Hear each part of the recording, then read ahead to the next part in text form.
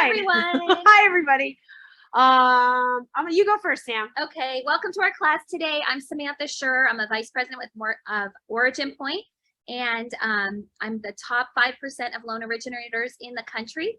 I own my own single family home in Westlake Village, and my two things that I love are my two children, my husband, and Belgian waffles. So excited about today to learn more about investing in something different than houses. So Shannon? Yes, all right. Hi, my name is Shannon Shue. I'm a real estate agent here in the greater Los Angeles area. I also invest in real estate. I'm in the top 1.5% of all agents. That's nationwide. It doesn't matter what brokerage you're with, or if you're a team or a single agent. I currently own 16 units and a self-storage facility. I'm going to talk a lot about the self-storage facility because, and I'm going to flash the book to the camera. This is the book we're going over to today. It's called Storing Up Profits by Paul Moore. It is a publication done by Bigger Pockets. A very quick read. Very, yeah, relatively and easy to read. Yeah. Yeah. You can. It's on Audible. And it's on my copy if you want to. It's fascinating. Yeah. So I love Vietnamese spring rolls, and I do like to rock climb quite a bit, just to kind of get to know me outside of real estate. All right, before we get started, Camille, can you manage the waiting room? Yes. Okay. All right, so here's the book.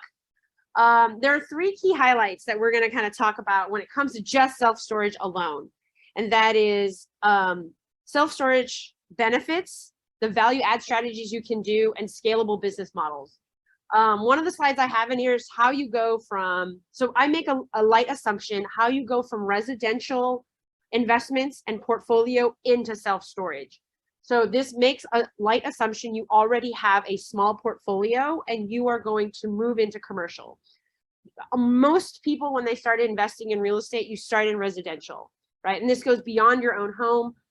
It's important that when you get beyond your own home, you kind of rinse and repeat inside of residential under 4 units. And then once you get to that point, you have a good amount of equity in all your properties, you can then begin to move into larger deals, right? So we're going to do all questions at the end, and that just helps kind of keep the flow going because this is recorded. So if you do have questions, certainly write them in the chat as you go. And here in the room, if you guys don't mind, we'll do it at the end. Look, self-storage is used for so many different reasons, right? Correct. My family used it because we had so many baby clothes and toys from the first kid that we wanted to hold on to, but didn't have room in the house. So that's why we used it. And then we ended up having it for several years before we moved. Now we're storage free, which is wonderful. But it was interesting because Janet said that she needed it for work, which is mentioned in the book too. Yep. You see a lot of people who use it for work go in and out of those units all the time. Correct. They really do use them. We had like forgotten that we had all that stuff there. Yeah. It's easy to forget because do you remember what you paid? Like $200. $200. But they kept raising and raising and raising. Like I'm going to go over the raises while we're in this presentation. Yeah. So myself, I just rented a storage facility this month. So I have a vintage pool table and a vintage pinball machine from when I was a little kid. I know. And then, a handful of stuff that I kept of my mother's.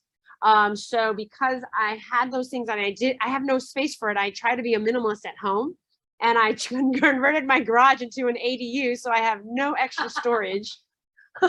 Well, it's certainly not for a pool table, like a few boxes. Absolutely. I could put that in my attic. So with that said, I am now renting a self-storage facility in Los Angeles. It is a 10 by 15. It is $572 a month. You win. I cannot rent it for myself because my facility is by Lake Tahoe. The commute would be terrible.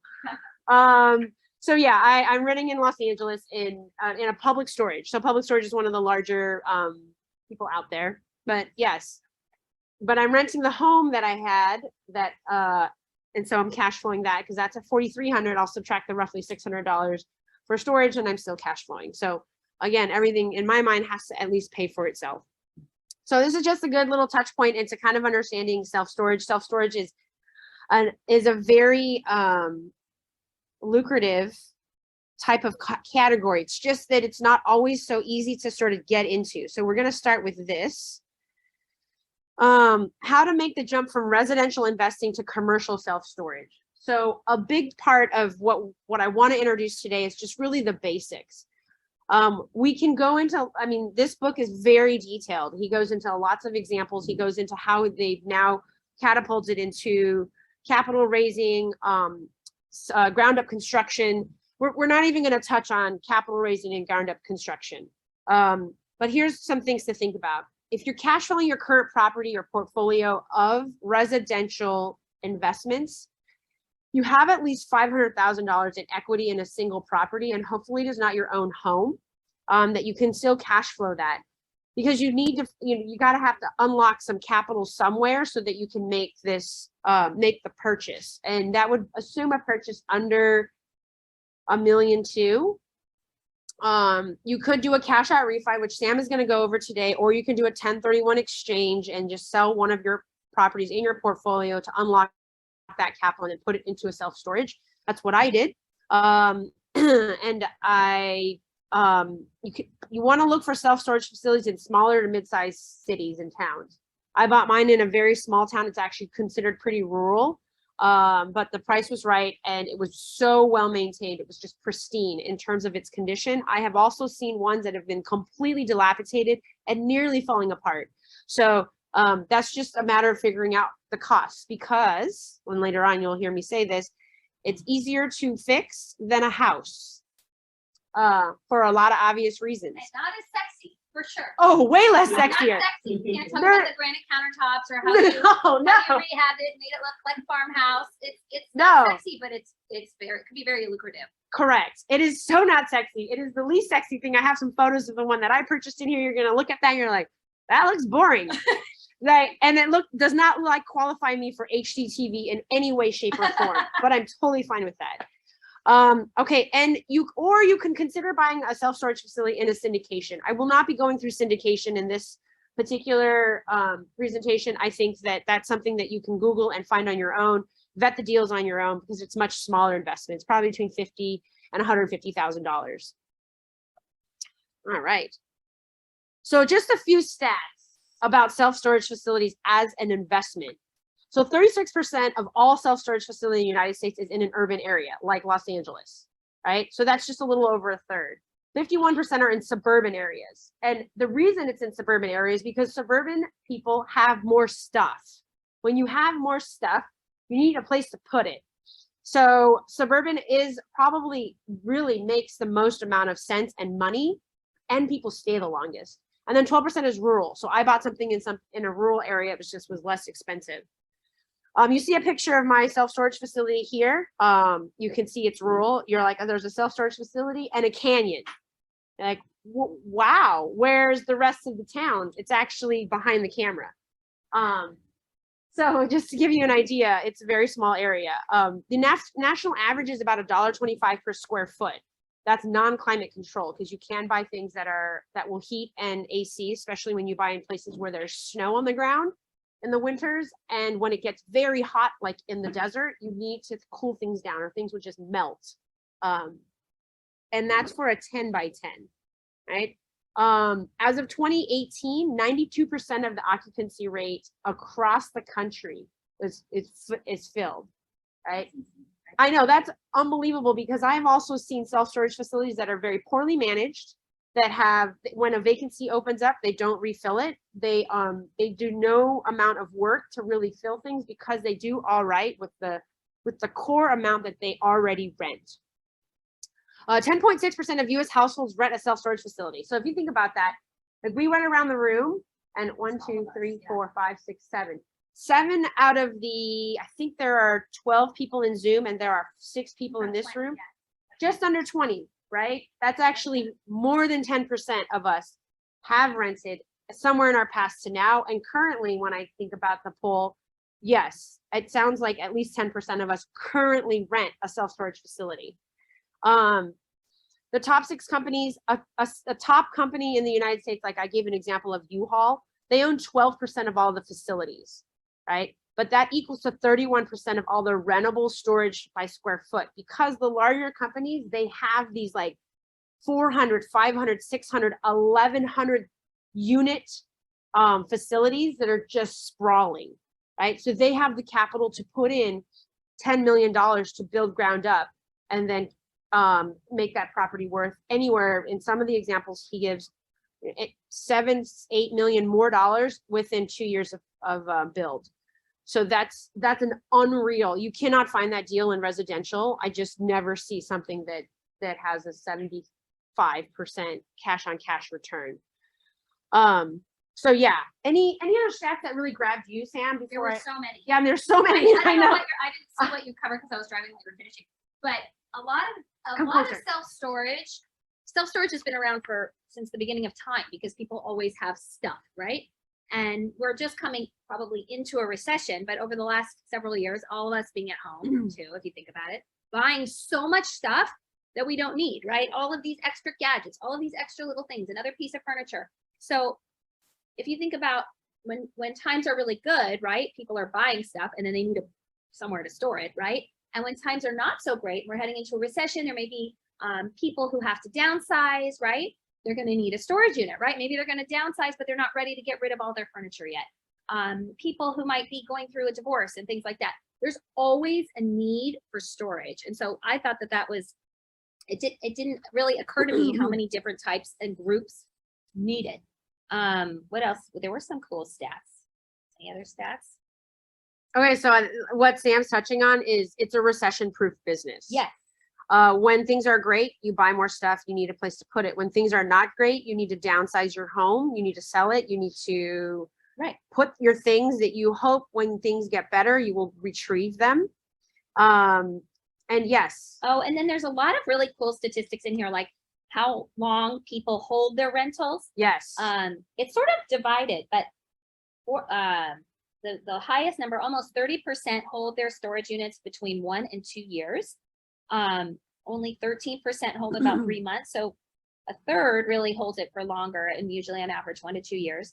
And then the amount of visits per month, like we were saying with Janet, like if it's a business related thing where people go in and out to get stuff, inventory and things like that, 17% are visiting them once a week, 24% once a month, and 10%, I think I fell into this category, about 3 times or less per year.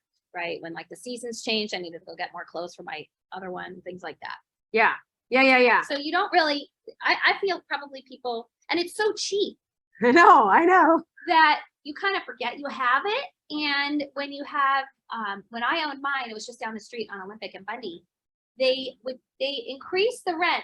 They changed ownership and they kept increasing. And I was like, well, what am I going to do? I'm not going to just go drive down there, and it's going to take a lot of time with my 2 kids now and a full-time job and my husband working, like to get all that stuff out of there to go find somewhere cheaper. Yeah. Right. And when they increase your rent by 10% on $200, you're like, well, it's $20 more. Like it's really not going to break me. So I'll just keep it there. And so it's a lot of that. You've forgotten that it's there. That's why it's so lucrative, because it's still so cheap. It's not a huge part of your budget. Anyway. Yes.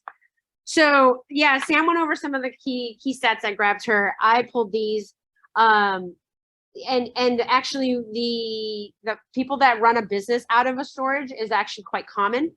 For example, like a small plumber, they just need another place to put all this plumbing supply. So they will use, they want obviously the ground floor, the in and out one that they can access. There's also 24-hour access for many places, because you can have the fence. You have a keypad, you're in, you're out. So yeah, just thinking about those, like what the stat was of how many are owned by mom and pop. Yeah. So I saw that. I noted it. Okay. Yeah. I can't remember what it is. Like it's pretty high. Sort of where he was saying the investment is at. Correct. So try to find a mom and pop owned facility that's not run quite well.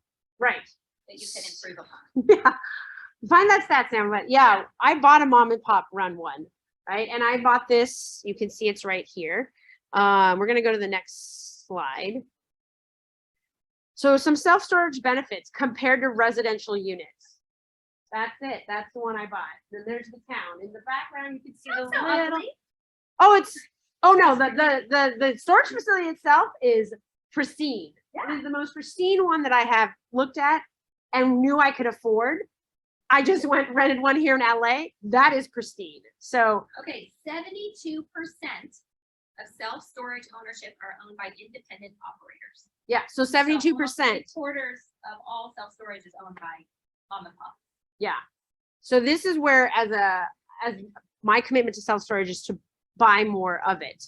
And the things so these are the benefits. The remodeling is focused on facility improvements, and there are no kitchens, no bathrooms, no living spaces to update. So maybe there is an office, but now you can virtually run them and you don't need that office anymore. But if you have a really large facility, you do the upsells. You can use their truck. You need more tape. You need a padlock, right? Now you have to have someone sitting there 9 to 5, Monday through Friday, and then 6 hours on Saturday to sell you things, help you, direct you, but your facility is large enough that actually is still cash flows quite a bit. Just go to any U-Haul, you will see all of the facilities and services they offer. The ancillary offerings make a lot of money. So things like the truck, things like the packing, peanuts in the boxes. Do you have that? I don't have that. No, I have, it's too small. So this is 78 units. Oh. Does not make sense to have someone full-time there trying to sell that stuff. But there are other value adds that I will be adding. Are you going to go over yours? I'll go over it later on. It's in another slide. So this does qualify for an SBA loan. So Small Business Association loan. I used an SBA loan on mine. I originally qualified with only 11% down, but I was doing a 1031 exchange and I had more than 11% down. So I contemplated not using the 1031 exchange, buying something else and just putting 11% down for this because the cash flow was so good. However, as you know, 1031 exchange, you have a short time frame. And I thought that was like trying to then move too many properties inside a short period of time to get them under contract and close. Also, it takes into account, every lender takes into account how much debt you're taking on. And I was closing on 2 properties at the same time. So a third one, it's just like every lender is like, oh, you're trying to drive us bananas because you're trying to take on this much debt. I know. You're like, so way too much debt, even though I disclosed it up front. Yeah. So mom and pop owners leave a lot of room to increase value with a new owner. Lower rents are one of the key things, and they talk about that in the book.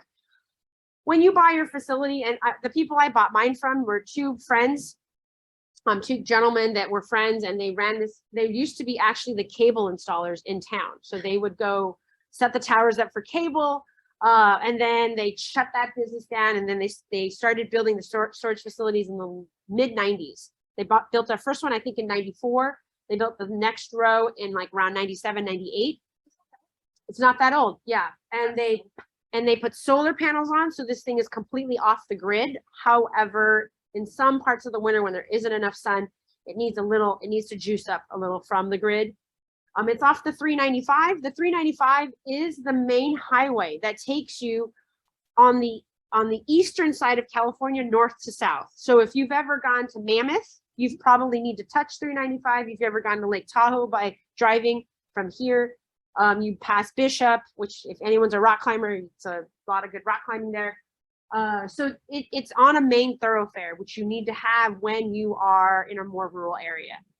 The opportunity also benefits are you can add fencing, cameras, and keypads, which I am in the process of doing now. And a sign. Oh, there's a sign. There's actually a sign between these trees you can't see, but it's there. I don't think I have a photo of the new one because as the new owner, I improved their old sign a little bit. And then all the systematizing. So I systematize the whole system so that we're all automated online. We're take payments online. We have a lot of folks that are like, I don't trust online. I'm like, okay, no problem. You can send us a check, right? But I have managed to take where they were completely antiquated in checks. 2/3 of them are now online and pay online. The other third are like diehards. They're like, nope. I don't trust that. So they will pay. It's okay. They will pay by check. no problem. Do you have a property management company that manages that for you? So as part of the purchase, I kept the old owner, one of the two old owners, as my property manager. He is currently property managing for 12 months after we closed. So I closed in February. That was part of the deal. I am paying him for his time. He has helped me make an incredible amount of improvements. He has also been there to help install the fence. He's not installing it himself. We're also clearing 2.2 acres. So I bought a 5-acre property. This is not 5 acres, but all of that in the back is also owned. I am going to clear that for RV and boat storage. So we are not far from Topaz Lake. Topaz Lake is right on the border when you cross over from Nevada into California, just below Lake Tahoe. So if any of you have gone camping up in that area. So here's my example. I've talked a little bit about the storage facility. Wait, before we do that, Sam, any other benefits you remember of the storage facility from the book? Well, I think he did say if you could buy a place that has land, what you want to do is try to buy something from a mom and pop, right? Where you can improve on so many levels because they're happy because the income is consistent. They're not really looking to grow. So that's why they sell. So Shannon, you're so right. Oh my God. So yeah, all that land is also Shannon's. And that's what he says is to find a place where you can add more units because then you have the economies of scale, right? So if you can add more units or like add RV storage, I mean, what a great idea. He said to add storage, all of those things that Shannon mentioned. I was going to tell you a quick story though, at our storage unit that I guess we both had. There was a homeless man living on the 5th floor when I went by myself and it freaked me out. And so I went and talked to the guy at the front. He could care less because this guy's just like working in a storage facility. So I think adding a human, I think it helps, but they could not do anything for me. So I called like the main staff and they said they were sorry, but they still did nothing. But it's interesting to see if when you grow, if you'll end up adding someone on site or not. We'll see. I don't have 70. So you have to, there's a cost benefit analysis at 78 units. There's 78 units here. It doesn't make sense. It's also very rural. There aren't a lot of people. Right. So you probably won't even see anyone all day. Right. And we're putting in fencing cameras. So at all times it's being monitored. I mean, will I be looking at every single camera angle on my phone? No. But it will indicate and obviously record if someone is trying to get in, jump the fence, all these other things. But as you can see, it's not fenced when I purchased it. And so all of these improvements that you're doing will help you along the road to sell it, to have, correct. Right? I haven't talked about the exit strategy on this. About that. Yeah, but yeah, first I was just talking about the entry. And then you can get rent because of all the things you're doing. Yeah, exactly. So here I have a picture of this the fence that's being built. So that's the fence that's being built. There you can see the sign in the background. This is the sign from the road. And there are 78 units. There were 4 apartments and 2 offices. So the total purchase was $780,000 with an SBA loan. I used a small local bank in Sacramento that gave commercial loans. It was part of a mortgage broker. I used a mortgage broker here in the Los Angeles area that referred me to them. And I did have to pay an outside commission actually to the broker, but the terms of the loan were phenomenal. And now I have a local Sacramento bank that is going to be very happy if I would like to buy something else in California, maybe even another state, particularly storage. Because when you have those relationships with local banks, and I have a personal banker that works on my file, and she's even said, would you give us a shot at another one? I'm like, absolutely, I'll give you a shot at another one. I see one I want. The cash was about $6,500 a month when I purchased it. But it was a very large down payment. At 11%, it was like cash flowing $1,800. But I had to put the 1031 exchange somewhere. I have increased the rents by 25% within less than 15 days upon purchase. So unlike when you increase rents here in for tenants, you have a 3% max. There is no maximum for residential, correct. There is no maximum for storage. I could double the rent, but I don't want to lose all my renters. Yeah. So I upped it by 25% because the mom and pop folks that I bought it from, they had never raised the rent since 1996. In fact, they weren't sure when they had last raised it. And I said, did you do it maybe when you did your first row or your second row? And they're like, probably around the second row, because the first row were very small. So they had to add, they did 10 by 20s, 10 by 15s, and 10 by 10s. They started with 5 by 10s. So they didn't really increase the value. They just added more storage menu options. So then that's when they thought they increased it. But in actuality, I think they've never increased it. Yeah. Can you wait to the end? Do you mind? Yeah. So now I'm grossing about $9,700 a month. Yeah, it's a good little place. And the owner, he is an absolute joy to work with. I love that guy. Like, I was like, man, I like, you're like a dad I never had. Yeah, he's a really just a like a lovely person. He will stay on for his year because he's like, I committed to the year. You have me for the year. And now I'm like, can I have you? Once you're done here, will you be my dad? Okay, so any question? I'm gonna do questions at the end. I'm trying to think if there's anything else. The capital improvements. So I first earmarked about 50K for a fence. It's gonna be 50K, and we haven't even put in the cameras and the electrical. So it will cost more. This is just like anything when you renovate. So when you renovate your kitchen here, you think it's gonna be 22,000 and it's 40,000. I'll show you the next slide. That is me clearing the 2-ish acres. You can see it's right on the edge of the storage facility here. And then this is, I had to have a guy, he has to do some fill because it's not all at the right level. We're doing some fill. We have taken all the boulders, the weeds, trees. There were all trees. So it looks exactly like it does in the back. That's not my lot. That's the next lot over. It looked like that, and all that had to be taken down. We've also probably taken down 8 trees like throughout. So I'm clearing these 2 acres thinking I'll either do 40 slips of boat and RV storage, or I'll do 16 more storage facilities in that area. And it should gross around 2,400 on the low end, like just very conservatively, about 2,400. The cost to build is very inexpensive. You're really looking at 4 walls, a metal roll-up door, and a roof.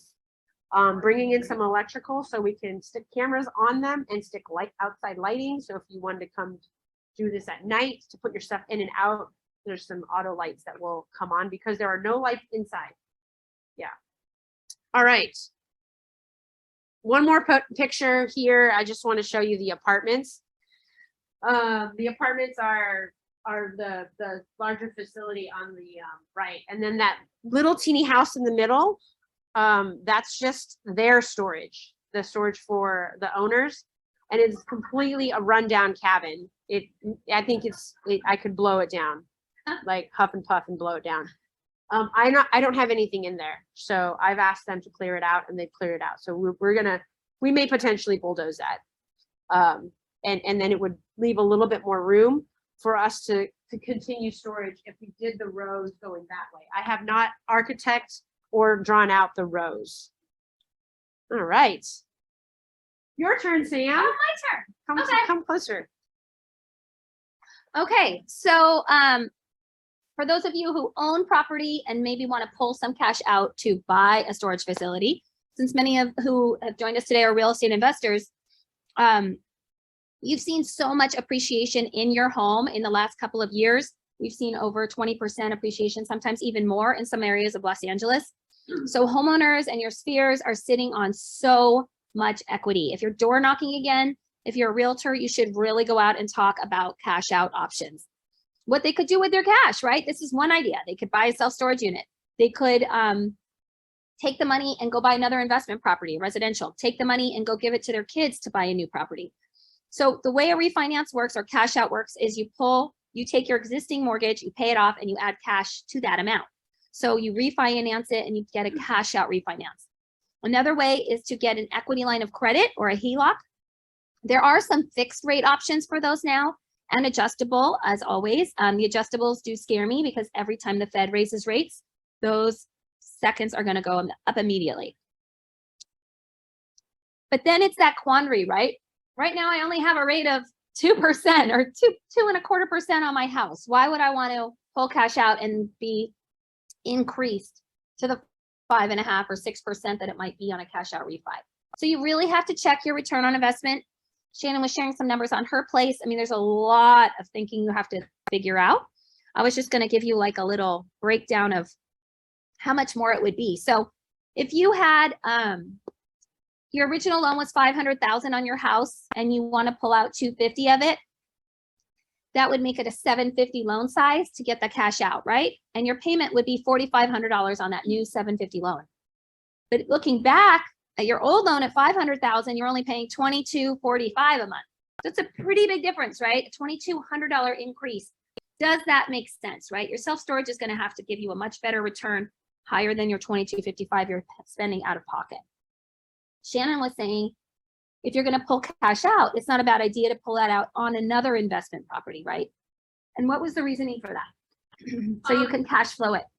Right. So whenever you take out a cash out refi, in my opinion, when you take it out on, let's say, a triplex you own, or a single family with a lot of equity, as long as what you take out, the new loan amount, including your cash out refi, obviously going to increase your payment, it still cash flows.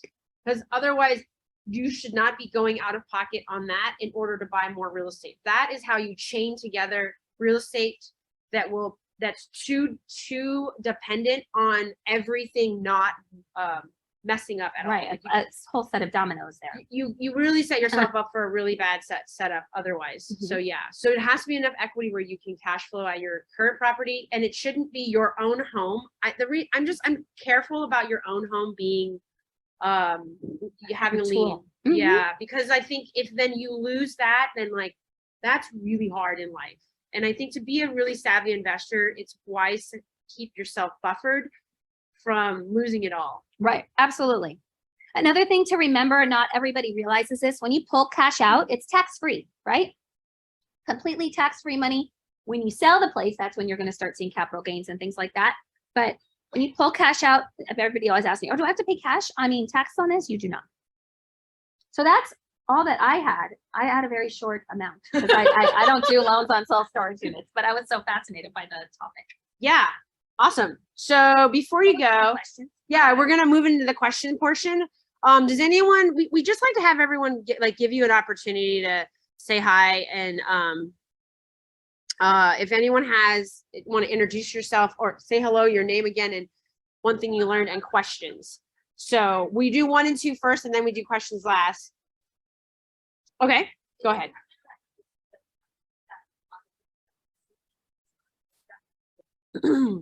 So the question was, the 4 apartments that are at the storage facility, are they rented? Yes, they're all rented, and I have increased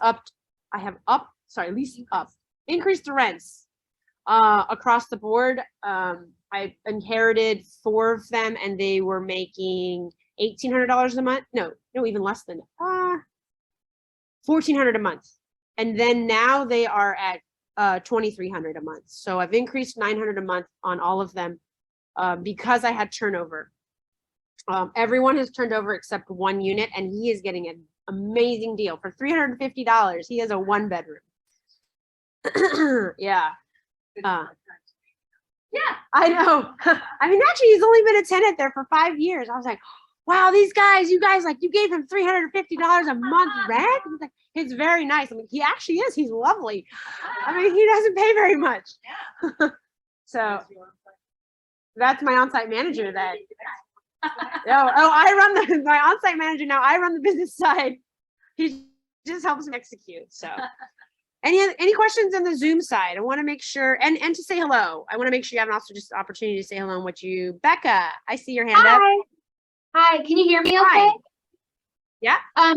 Okay, my name's Becca. I am totally sold on this idea now. I love all of this and I'm very inspired. I guess one thing I learned is that it's a recession-proof business. I never thought of it like that.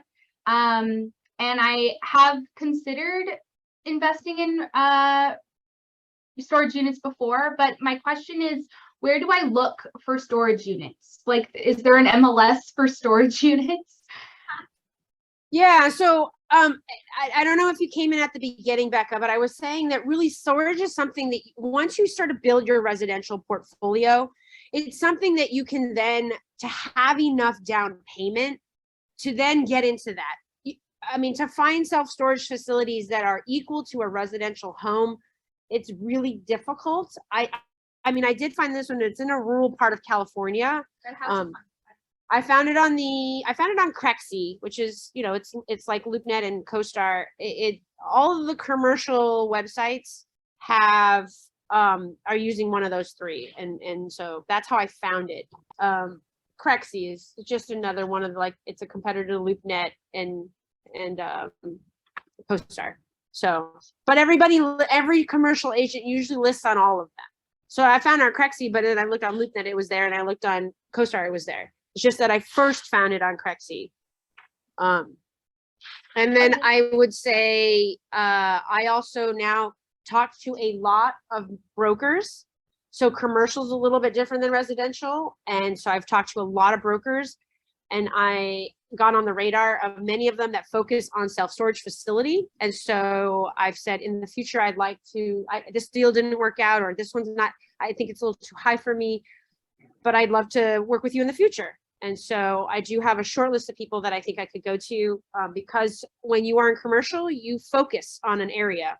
The self-storage guys that I work with, I mean, they don't do a lot of beachfront commercial, right? So it's like they're very, very niched. All right. Okay, let me thank you. take Sorry, another- I missed the beginning. Sorry. Yeah, no worries, no worries. But we'll get the recording out to everybody. Anything else from the Zoom? I just want to give Zoom folks a chance, just because it's hard to see you guys. Or say anything you learned today. Anything you learned? I have a question. With regards Yeah. to building the storage for the boats, like, who are you partnering with that? I mean, is this an architect? I mean, is it? Oh, yeah. Where are you pulling that knowledge from? Local here in LA? Is there just specific people who do this type of construction? No, I don't. It's not that specialized, really. It's like building a parking lot.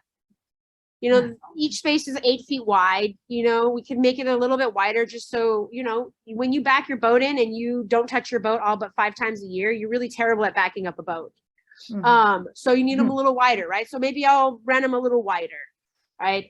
It's like building a parking lot. You just draw the lines. And how are you finding your contractors to do stuff for your guy? Yeah, so my contractors and everybody that's come through has come through my on-site manager, who was the former owner, who I think I joked with you guys earlier. I feel like he's like a dad. He wants to look out for me. And so then he's been very, very helpful. I don't know that I could have this on every single purchase I make, but he's been one of the best that helped me understand how to rinse and repeat and rinse and repeat. Does that answer your question, Lisa? Yeah, absolutely. What an amazing first experience. I mean, yeah, wow. I lucked out with the owners. I think that the best lucky part was that I lucked out with the owners. Yeah. I did meet them in advance, but you know, like you meet any owner of a property, you're not sure. They're just cordial and nice because they want to sell their property, but they are genuinely are lovely people. Wow. Yeah. That's great.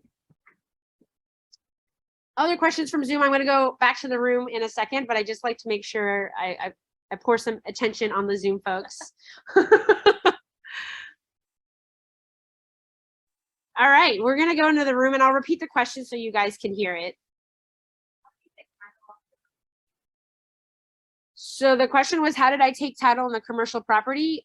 For this one, because it's a 1031 exchange for tax purposes, it has to mirror the property that was sold, has to be then purchased in the same name, because for tax purposes, you're moving from one tax property to another tax property. So I had to take it in the exact same name that I sold the previous property in. So I will then, and after the 1 year that I do the taxes, I will move it into an LLC. And I will structure the business a little differently, just a quick structure, business structure, question, as if this question were asked, and that is, I would structure it with an operating company and then a real estate owned company. So the real estate owned company owns the land and owns the building. The operating company is just operating the facility as a property manager, maintenance, all of that. So then that is protected from anyone suing to try to get the value of the property. All they can do is touch what is being managed. There's not a lot of value in what's being managed. Yes, other questions?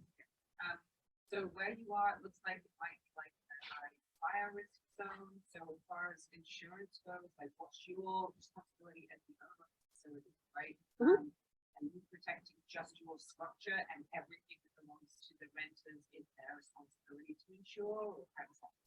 So the question is, it looks like a high fire area. What is my responsibility and what are my costs? I can't remember exactly what my costs are, but it actually is not a high fire zone area determined by California. It actually, I purchased a triplex in Big Bear, and that is in a high fire zone area. I have to get California Fair Plan to kick in for it because insurance companies like, we don't really want to insure that. Too much liability. No thanks. So, but this one does not need California Fair Plan because it's not in a high fire zone area. Like it looked like some of the Yeah. hillside. So there was a man-made fire 4 years ago, 2018. An electric pole fell and it lit, the high voltage wires hit the ground and then lit everything in the area. This particular storage facility, it jumped over it, but it actually cleared all of the homes around it. Yeah, so it, the gentleman who owns it, who owned it and who works with me, he's like, it feels like an act of God.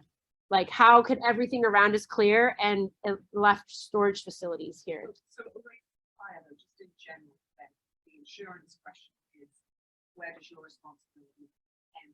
You insure only Everything your is insured. property, and then do the people who have the sort of have their own insurance for their own belongings, like if it's broken into and Right. So the question is then, how is the liability of the actual units themselves? All of the tenants have been told that I want them to have insurance, but they signed contracts with an old owner where it was not required. So all I've been able to do is continually nudge them that I want them to have insurance, but I can't force them to have insurance because then I think some of them would leave.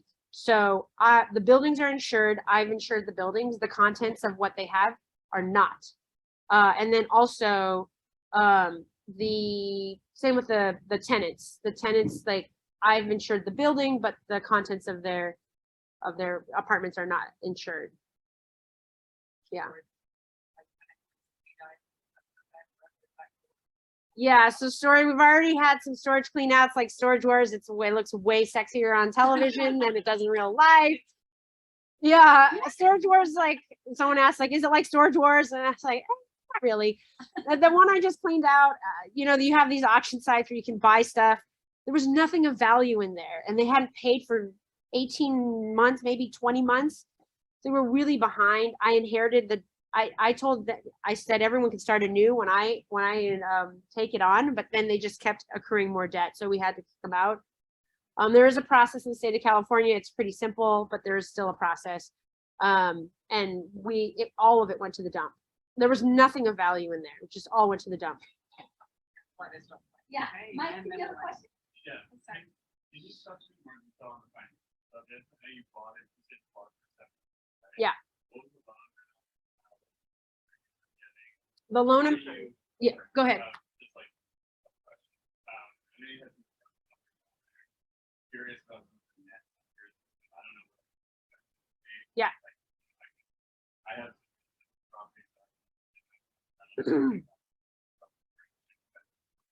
Sure. So Mike asks, what are the numbers on the financing side and the expense and the income side? More on the nets rather than on the gross. So the purchase price was $780. The down payment was about $340,000. Again, that was a 1031 exchange. The bank The commercial loan is at 5.25% for 7 years. I will have to refi after that or it will balloon.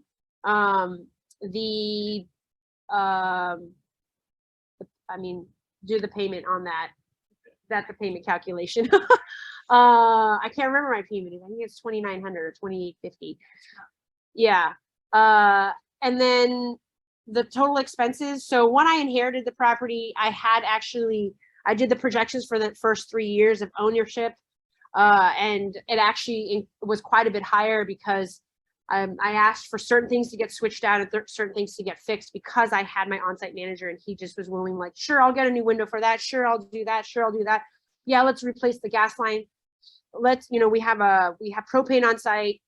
So we had to recast the inside of the propane that holds the propane so that it doesn't leak anymore. So I did all of the things rather than trying to patch it. I was like, no, recast all of it.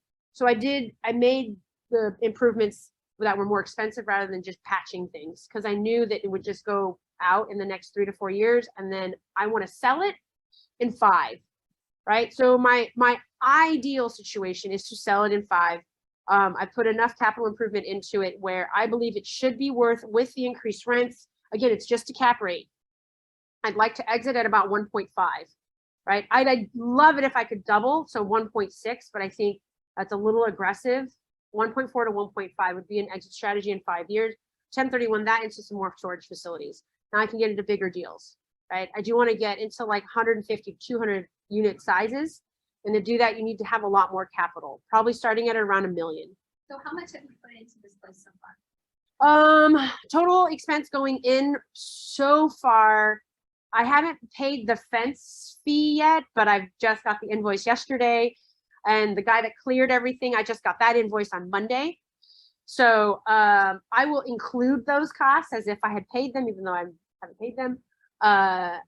Total in, I'm about $75,000. So yeah, that's very reasonable. You can't get much for $75,000 here. And also in a rural area, the prices are less for everything. So the woman that cleaned and painted each of the units when they turned over for the apartments, she charged me $275. Like my housekeeper is paints, including the paints and to clean. So, and she took out all of this like leftover things, like they left pots and pans and cans and food. And so she also cleared all that out. So it's just very inexpensive when you're in a rural area. So if you're grossing, what was it, like 9,000 a month or something? I'm at 9,700 gross. So And 9,700 your gross. payment on your mortgage is like only 2,500. I would just double that right now because I'm at high expenses right now because I'm making a lot of improvements. So I'm about 5,000. So I'm cash flowing about 4,700. That's included in the fee, but he and I cut a deal at 5%, but I pay his mileage. And mileage right now, according to the IRS, mileage cost is high. So he almost makes equal to the 5% in mileage because he drives far just to get to Home Depot. It's far. So there is no Home Depot right nearby. So his property management fee would really be about 10%. But when he drives less, I'll go back down to 5%. 5% is that, you think that's not like the national? No, I cut a deal.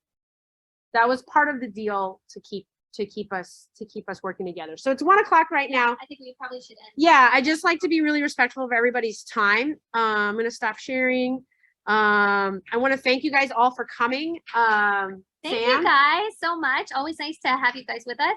Thanks for all of you to come in person, come have some lunch. Sorry for those who didn't come in person. You don't get lunch. In the past, we've sent lunch. But That's this time true. we won't. During the We've never come. pandemic, yes. We'll be having another one. Oh, I forgot to share. Oh, the last slide. the It's last always the slide. third Thursday. It's September 15th. And we're going to be at 12 o'clock if you want to mark your calendars. And we're going to be doing a quarter update, right? Yeah, we're doing a market update. And then our next book club is the Quitters Manifesto. It's the new book Oh, out. right. It wasn't out. Yeah, it wasn't out yet. So the Quitters Manifesto is how you get to cash flow enough financially so you don't have to work anymore. So I know, right? So that will be November 17th. That is the next book club. It will also likely be the last workshop of the year. We'll start back up in January.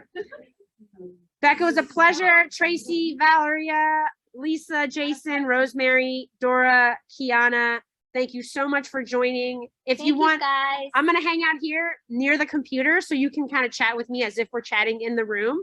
So I'm going to stay close for at least another 5 minutes. Thank you so much. Yeah, you're so welcome, Becca. It's a pleasure. So it's 1 o'clock right now. I think we probably should end. Yeah, I just like to be really respectful of everybody's time. I'm going to stop sharing. I want to thank you guys all for coming. Thank Sam? you guys so much. Always nice to have you guys with us. Thanks for all of you to come in person, come have some lunch. Sorry for those who didn't come in person. You don't get lunch. In the past, we've sent lunch. But That's this time true. We won't. During the We've never come. pandemic, yes. We'll be having another one. Oh, I forgot to share. Oh, The- the last slide. the It's last always the slide. third Thursday. It's September 15th. And we're going to be at 12 o'clock if you want to mark your calendars. And we're going to be doing a quarter update, right? Yeah, we're doing a market update. And then our next book club is the Quitters Manifesto. It's the new book out. Oh, right. It wasn't out. Yeah, it wasn't out yet. So the Quitters Manifesto is how you get to cash flow enough financially so you don't have to work anymore. So I know, right? So that will be November 17th. That is the next book club. It will also likely be the last workshop of the year. We'll start back up in January. Becca, it was a pleasure. Tracy,